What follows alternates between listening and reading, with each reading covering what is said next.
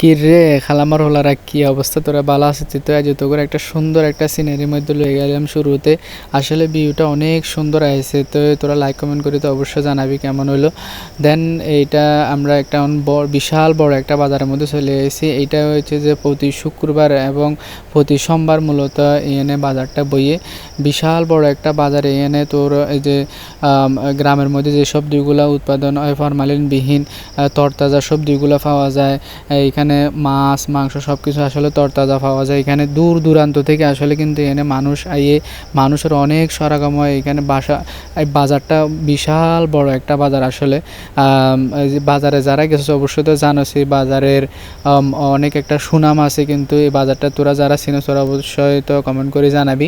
এই বাজারে মানে আইবের পিছনে একটা কারণ আর বন্ধুর আসলে একটা বড় একটা হাতের অনুষ্ঠান আছে, যার কারণে হাতে কইলো যে চল আমরা ঐতিহ্যবাহী বাজারে চলে যাই।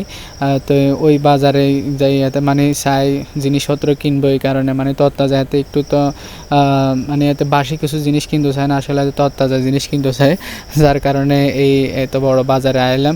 বাজারটা আসলে আমার আর কাছে মনে হয় যে একটা মানে ইউনিক বাজার মনে হয়, অন্যান্য বাজারের তুলনায় এটা একটা